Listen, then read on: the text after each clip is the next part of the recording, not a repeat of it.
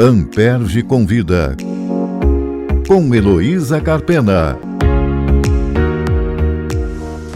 No dia em que gravamos, estamos em pleno processo eleitoral, entre os primeiro e segundo turnos da eleição municipal de 2024, que tem sido marcada por muita disputa e até mesmo por atos de violência, filmados e transmitidos ao vivo para todo o país. As eleições são o coração da democracia representativa e o MP participa ativamente com seus promotores de todo o processo. Então, por essa razão, nada mais oportuno do que conversar sobre isso, e nós convidamos, para conhecer um pouco esse trabalho, a promotora de justiça Miriam Tayá Chor, que é coordenadora do CAU Eleitoral e do CRAE do Rio de Janeiro. Boa tarde, Miriam, muito obrigada por aceitar o nosso convite. Eu vou começar a entrevista pedindo a você para contar um pouco para nós o que faz o promotor no processo eleitoral. Eu sei que eles exercem essa função temporariamente, não é como uma promotoria comum, vamos dizer assim.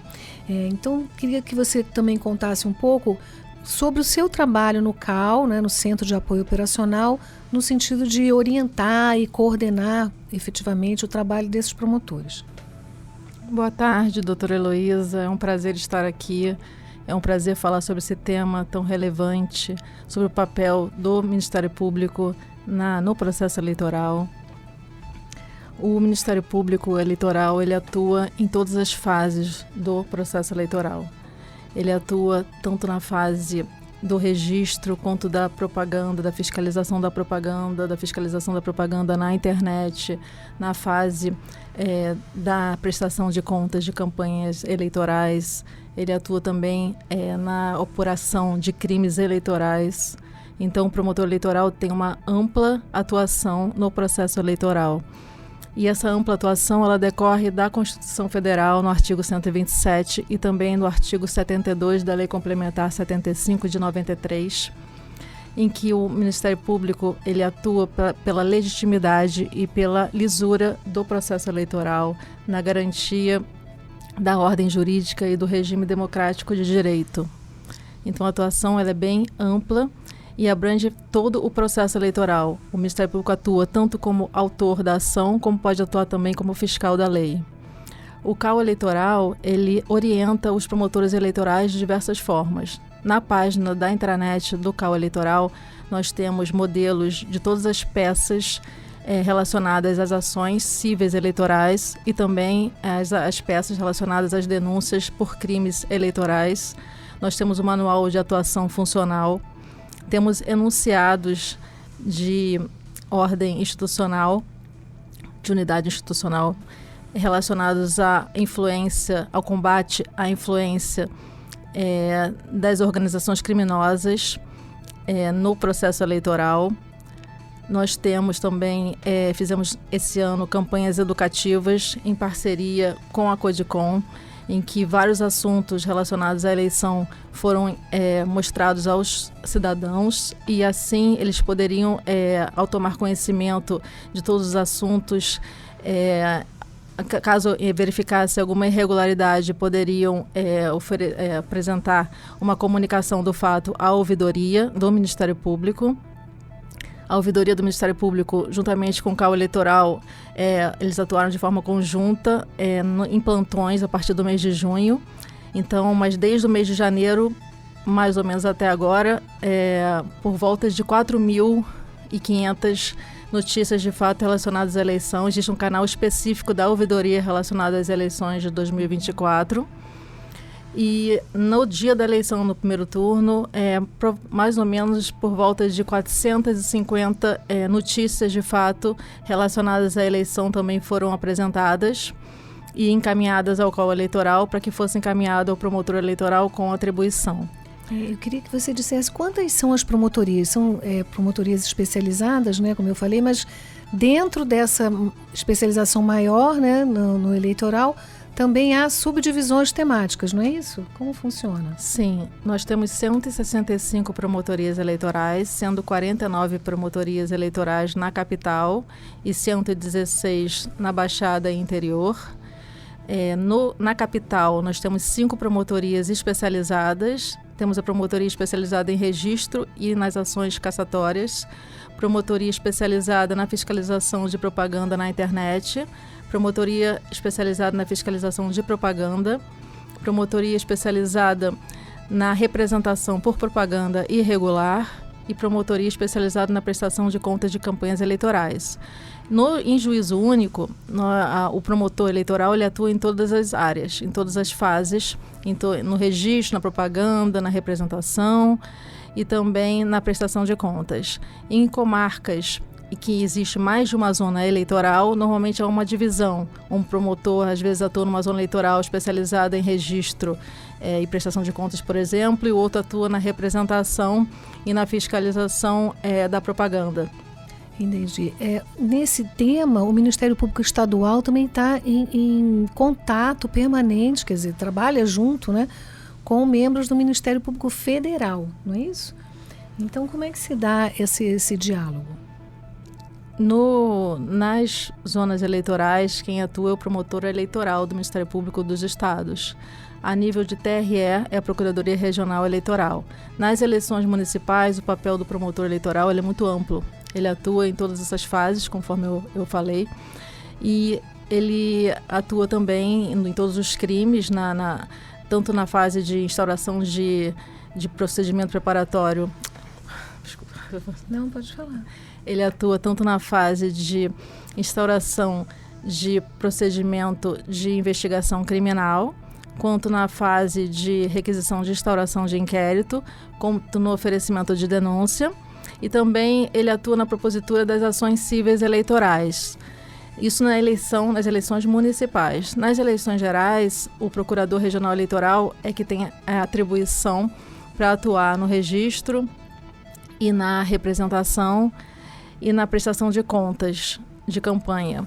Sendo que o promotor eleitoral, nas eleições gerais, ele atua na fiscalização da propaganda e atua também na prestação de contas de campanha dos diretórios municipais. Em relação aos crimes, o promotor eleitoral sempre tem atribuição de acordo com o local do fato. Então, de acordo com o local do fato, o promotor eleitoral vai ter atribuição para atuar naquele caso relacionado à prática em tese de crime eleitoral. Crime eleitoral, né? Que não é qualquer um. Então, esse promotor especializado, ele vai cuidar também desses fatos relacionados com a eleição.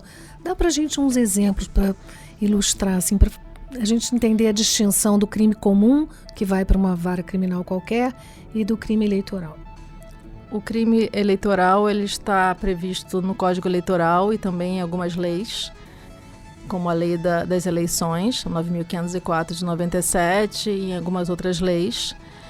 Então, caso ocorra um desses crimes previstos na legislação eleitoral, cabe ao promotor eleitoral ou oferecer a denúncia imediatamente, caso tenha elementos suficientes, ou se não, instaurar um procedimento de investigação criminal, que é o PIC, ou se não, requisitar a instauração de inquérito policial para melhor apuração dos fatos.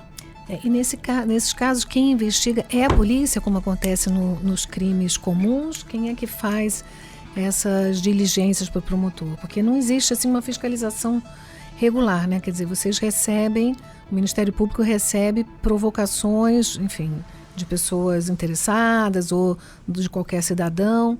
Não é assim que começa? Sim, o Ministério Público ele pode, por si só, instaurar o procedimento de investigação criminal e proceder às diligências necessárias, inclusive até com auxílio do GAP, mas também ele pode requisitar a instauração de inquérito nos municípios que possuem a Polícia Federal. O Ministério Público vai requisitar a instauração de inquérito à Polícia Federal, e naqueles que não possuem Polícia Federal, vai ser na Delegacia de Polícia Civil as diligências necessárias. E eu estou entendendo, esse processo é longo, né, como você explicou, quer dizer, não é só no momento da votação, da eleição propriamente dita, que o promotor vai atuar. Eu fui promotor eleitoral, posso te dizer que era muito animado, porque a apuração, os votos eram escritos, imaginei, eram contados um a um. Então, os promotores tinham que ficar lá ao lado para fiscalizar e evitar que houvesse fraude e tudo. Hoje, tudo informatizado. Mas esse processo e o trabalho começa bem antes, né? Como você mostrou. Então, vamos falar um pouco sobre cada uma dessas fases. A começar pela propaganda. Você mencionou que há dentro, né, dos eleitorais, há algumas especializadas na propaganda e na propaganda na internet, que deve ser uma loucura, né, Miriam, controlar, porque o volume disso é um volume grande, né? E o promotor, por outro lado, tem que ter uma atuação assim imediata e eficaz, né, para tirar do ar, enfim. Como é que funciona isso e com que instrumentos o promotor pode contar para que essa atuação aconteça? Na verdade, a propaganda eleitoral, ela corre antes até do... Né, as pessoas, os pré-candidatos, eles fazem uma campanha, né, que chama-se de campanha propaganda eleitoral antecipada, que é proibida, né, antes do dia 16 de agosto é proibido qualquer propaganda eleitoral. Então o promotor, desde o início, né, antes do registro de candidatura, ele já está atuando na fiscalização da propaganda através de diligências, ao tomar conhecimento de algum fato. O promotor ele pode pedir ao GAP que verifique se naquele local está tendo algum evento, alguma propaganda irregular, e a partir dali tomar medidas para cessar aquela propaganda ou aquele ato irregular. E caso ele consiga prova suficiente, ele pode depois enviar para a representação posteriormente, depois do registro de candidatura, que aí a pessoa já vai ser candidata, oferecer a representação, que tem o prazo até a data da eleição, com exceção do caso de derramamento de santinhos. No caso de derramamento de santinhos... Ainda existe isso com toda... Bastante. Os meios eletrônicos. No caso de derramamento de santinho, que seria aquele caso de... São uma espécie de flyers, né? Vamos a pessoa derrama material de propaganda eleitoral na véspera da eleição ou no dia da eleição, em locais próximos ou no local de votação. E uma vez verificado isso, cabe uma filmagem e fotografias, um relatório que pode ser feito pelo GAP ou até pela equipe do TRE, e com base nesse material, nesses elementos, o promotor ele pode oferecer a representação, e nesse caso é uma exceção, a representação pode ser oferecida até 48 horas após a data da eleição. É uma exceção à regra, que seria até a data da representação. Seria até a data da eleição. Entendi. Mas então essas denúncias, ou notícias, melhor dizendo, né, dos fatos que constituem crimes ou outras infrações administrativas, chegam através da ouvidoria do Ministério Público e podem ser encaminhados por qualquer pessoa. Você até citou o número aí nessa última eleição. Mas a minha pergunta são os outros partidos, quer dizer, os concorrentes que fazem essas comunicações ao Ministério Público, ou chegam através de, enfim, pessoas, eleitores, cidadãos comuns? O que é mais comum? O que é mais comum é muita comunicação anônima, em que a pessoa não se identifica e noticia algum fato que ela entenda que é irregular, e a partir dali o promotor apura se aquele fato procede ou não. E GAP, que você mencionou, eu ia te interromper, mas não quis fazer isso, é grupo de apoio aos promotores, né? Então são funcionários que vão a campo, vamos dizer assim, para buscar os elementos. É interessante. Então, nessa parte, enfim, ultrapassada aí esse momento, né? Ou melhor, no momento anterior até, o registro de candidaturas também é um ato em que o Ministério Público tem aí um papel importante, né? Porque esse pedido de registro pode ser rejeitado. E há na lei uma série de hipóteses aí que vedam determinados candidatos, tornam inelegível determinados candidatos, e em alguns casos há outras situações em que há lacunas da lei. Como é que fica isso? A gente está adstrito, quer dizer, o promotor está adstrito a uma estrita legalidade, ele só pode opinar ou requerer, enfim, a rejeição da candidatura se houver previsão na lei, ou é possível que, fundado em moralidade administrativa, isso também aconteça? Na verdade, a ação de impugnação ao registro de candidatura é uma ação que pode ser proposta pelo Ministério Público, assim como tem outros legitimados, mas de qualquer forma o Ministério Público, ainda que não ofereça a ação, ele pode, ele vai, né, necessariamente ele vai se manifestar pelo deferimento ou pelo indeferimento do registro de candidatura após análise dos documentos. Então, as causas de inelegibilidade estão previstas tanto na Lei Complementar 64 de 90, como na Constituição Federal. A gente tem também a ausência de condições de elegibilidade e a ausência de condições de registrabilidade. Em todos esses casos, é possível que o Ministério Público, ou através da ação de impugnação ao registro de candidatura, ou através de manifestação em parecer dentro do processo de requerimento de registro de candidatura, se manifeste pelo indeferimento do registro de candidatura. O que aconteceu esse ano, em alguns casos, alguns colegas, com base no artigo 14, parágrafo 9º da Constituição Federal, que diz que deve haver sempre, pelo princípio da moralidade administrativa, probidade administrativa e pela vida pregressa das pessoas, é possível, né, alguns colegas se manifestaram pelo indeferimento do registro de candidatura, ainda que não previsto expressamente na lei. Então, isso aí foi até acatado pelo TRE também, pelos juízes e pelo TRE. Porque a lei da ficha limpa, se eu estiver enganado, se me corrija, prevê que tem que haver condenação, não é isso? Aquela pessoa ter sido condenada para que ele não seja, para que ele se torne inelegível, é isso? Nós temos tem uma distinção entre a sentença condenatória criminal transitada em julgado. Nesse caso de crime, a pessoa, quando há o trânsito em julgado, há uma suspensão dos direitos políticos. No caso de suspensão de direitos políticos, seria uma ausência de condição de elegibilidade.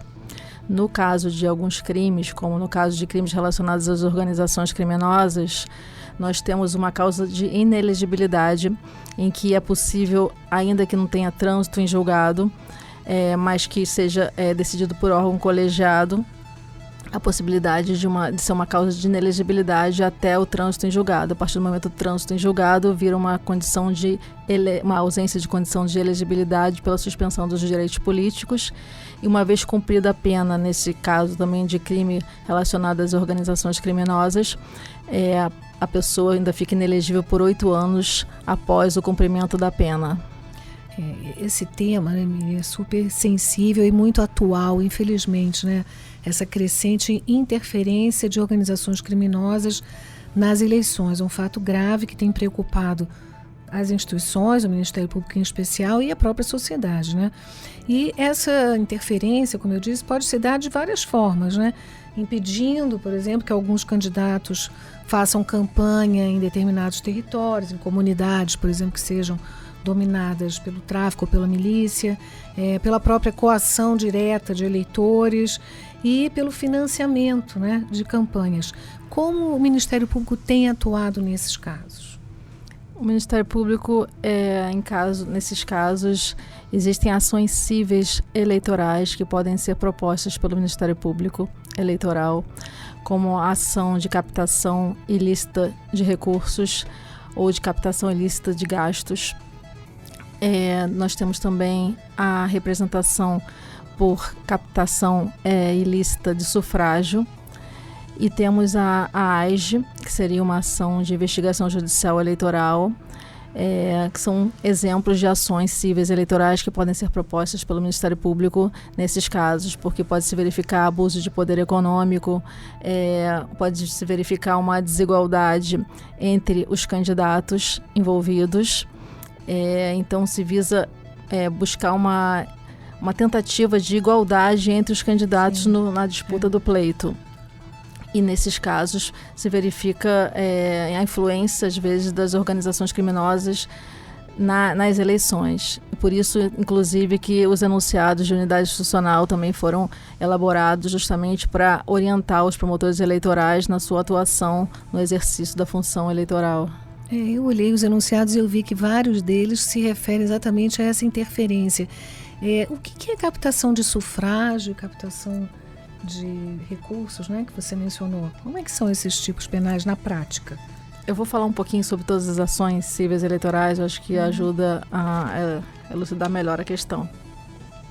Nós temos, primeiramente, a possibilidade de instaurar um procedimento preparatório eleitoral. que ele está previsto na resolução GPGJ 2331 de 2020.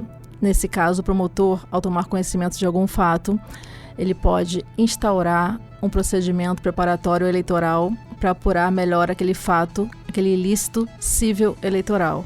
O PPE é para os ilícitos cíveis eleitorais. Nesse caso, uma vez apurado aquele fato, né, o PPE não é obrigatório, mas ele pode ajudar o promotor a colher melhor mais elementos para poder auxiliar na instrução de uma ação civil eleitoral. E as ações cíveis eleitorais, elas já estão até regulamentadas esse ano numa resolução 23.735 do TSE. E essa resolução, ela trata dos ilícitos cíveis eleitorais, como a fraude, a corrupção, a captação ilícita de sufrágio, a captação ilícita de recursos, a conduta vedada pelos agentes públicos, o abuso do poder político, o abuso do poder econômico, a utilização indevida dos meios de comunicação. Então, nessa resolução, né, que também prevê, né, não só na resolução, mas também na lei, né, a previsão dessas representações, nós temos algumas ações. Temos a AIGE, que é a Ação de Investigação Judicial Eleitoral, ela está prevista no artigo 22 da Lei Complementar 64 de 90. Ela é a única ação cível eleitoral que prevê como sanção também a inelegibilidade por 8 anos a partir da data do pleito. Nós temos essa ação da AIGE por uso indevido dos meios de comunicação, no caso de abuso de poder político e no caso de abuso de poder econômico. Além da inelegibilidade por 8 anos, também uma das sanções é a cassação do registro ou do diploma. Então a AIGE ela é muito utilizada, só que ela pode se referir a fatos anteriores ao registro, mas só pode ser proposta após o registro de candidatura até a data da diplomação, que normalmente ocorre até o dia 19 de dezembro. Além da AIGE, nós temos também, mas só uma observação em relação à AIGE, embora seja proposta a partir do registro de candidatura, ela pode se referir a fatos anteriores ao registro de candidatura. Então, o promotor, ao tomar conhecimento de um abuso de poder político, de um abuso de poder econômico ou da utilização indevida dos meios de comunicação, antes do momento do registro, ele já pode instaurar um procedimento preparatório eleitoral para apurar melhor aquele fato. E uma vez ocorrido o registro de candidatura, ele já pode ingressar com a AIGE em relação àquele candidato. Temos também a representação por captação ilícita de sufrágio, prevista no artigo 41A da Lei 9.504 de 97, que tem como sanção a multa e também a cassação do registro e do diploma. A ação de captação ilícita de sufrágio, ela ela se relaciona à corrupção eleitoral, mas tem algumas diferenças, que depois eu posso até explicar melhor. Então, a ação de captação ilícita de sufrágio, ela ocorre em casos de corrupção eleitoral, praticado no período compreendido entre o registro de candidatura e o dia da eleição. E ela pode ser proposta a partir do registro de candidatura até a diplomação. Temos também a representação por captação ou gasto ilícito de recurso, que é do artigo 30A da Lei 9.504 de 97, e ela diz respeito à questão de recebimento de recursos de fontes vedadas ou de gastos ilícitos de recursos ou de origem não identificada. Então, uma vez verificado isso, no decorrer do processo eleitoral ou até na prestação de contas, é possível essa representação por captação ou gasto ilícito de recurso a partir do registro de candidatura e até 15 dias após a diplomação. E a sanção dela seria a cassação do registro ou do diploma. Tem também a representação por conduta vedada, prevista nos artigos 73, 74, 75 e 77 da Lei 9.504, e são tipos fechados. Uma vez a conduta encaixada nesses artigos, nesses tipos, né, de conduta, o promotor ele pode representar por conduta vedada e pode ter como sanção tanto a multa como a cessação daquela conduta vedada, como também a cassação do registro ou do diploma. É uma espécie de abuso de poder político, mas é um tipo fechado que se utiliza dessa representação por conta vedada. E temos também a AIME, que seria a ação de impugnação ao mandato eletivo. A AIME ela pode ser proposta até 15 dias após a diplomação. Ela tem como sanção a desconstituição do mandato e ela tem por causa de pedir, né, tanto o caso de corrupção, de fraude ou de abuso de poder econômico. Seriam essas ações cíveis eleitorais que podem ser propostas pelo promotor eleitoral. Na capital, o promotor eleitoral com atribuição é o promotor eleitoral que atua também no registro. Essas promotores eleitorais, elas têm a atribuição de acordo com a competência das zonas eleitorais que elas estão vinculadas. Então, o TRE, no ano da eleição, ele vai estabelecer quais são as zonas eleitorais especializadas e, com base nisso, o promotor eleitoral em atuação nessa zona eleitoral, ele passa a ter atribuição especializada para determinado assunto. Quais são os instrumentos que o Ministério Público dispõe para conduzir a sua atuação, né, com relação à regularidade do registro, ao deferimento ou indeferimento do pedido de registro? Esse ano a gente teve uma inovação em parceria com a GADG e o CAU Eleitoral. Nós criamos uma ferramenta muito útil ao promotor eleitoral, porque o prazo é muito curto para ele analisar os pedidos de registro de candidatura. Então, nessa ferramenta, o promotor ele pode fazer uma busca ativa pelo nome do candidato, ou senão ele pode também importar o DRAP e analisar a lista de candidatos daquele partido. E uma vez verificado isso, o robô ele emite alertas. Esses alertas só são emitidos quando tem alguma irregularidade. Então, isso facilita muito o trabalho do promotor ao se manifestar tanto no parecer pelo indeferimento ou deferimento do registro e também no caso de propor a ação de impugnação ao registro de candidatura. Ele torna mais sério o trabalho do promotor. Como toda ferramenta, né, é uma ferramenta tecnológica, então alguns colegas tiveram um pouco mais de dificuldade, mas de uma maneira geral, todos os colegas, um bom número de colegas utilizaram essa ferramenta para facilitar seu trabalho na análise das causas de inelegibilidade, condições de elegibilidade e condições de registrabilidade. Dentro dessa ferramenta também, todos os links importantes estavam lá, assim como todas as peças relacionadas às ações de impugnação ao registro de candidatura que foram elaboradas pelo CAU Eleitoral, que estão na página da intranet, também estavam dentro da ferramenta, o que facilitava o trabalho do promotor. E para ter acesso a essa ferramenta, era o promotor eleitoral, o assessor jurídico e o secretário do NAAP. NAAP seria um núcleo de apoio e assessoramento aos promotores eleitorais, que também foi criado por resolução GPGJ esse ano, em 2024. Então, os promotores agora têm uma estrutura administrativa e jurídica que facilita também o trabalho e sua atuação na função eleitoral. Maravilha. E para terminar, nós ainda não concluímos, né, essa eleição, porque ainda resta o segundo turno, que está próximo, mas eu queria saber, de fato, essa eleição foi mais movimentada, assim, e teve mais casos de violência do que as últimas, porque as eleições municipais é onde está mais sensível ali, o termômetro político acaba sendo, mais sensível nesse momento. É verdade isso ou é só uma impressão? O que você acha? O que nós tivemos assim, de mais casos no primeiro turno foi de boca de urna, crime de boca de urna e de derramamento de santinhos. Foi o que chegou mais de notícias de fato para nós. No segundo turno só teremos eleição em Petrópolis e Niterói, porque para que haja segundo turno só 11 municípios poderiam estar no segundo turno. Tem que ter mais de 200 mil eleitores. No Rio de Janeiro, né?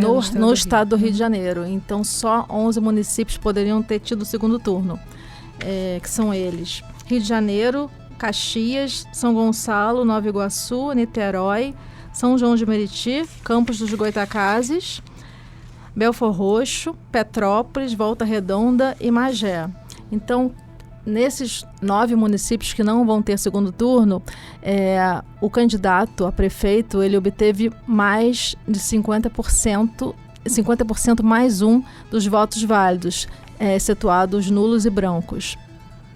Em relação a Petrópolis e Niterói, no segundo turno, o candidato vencedor vai ser aquele que obtiver a maioria absoluta dos votos válidos. Em relação aos municípios que não têm segundo turno, é maioria simples de votos, o vencedor a prefeito. Muito bem, então eu vou encerrar agradecendo, Miriam, a sua presença aqui conosco e convidando os ouvintes a acompanharem o programa. Toda terça-feira, um novo episódio está disponível no site da Amperj, no site da Rádio Alquete Pinto e no Spotify. Eu agradeço. Muito obrigada, Heloísa. Foi um prazer. Amperj convida, com Heloísa Carpena.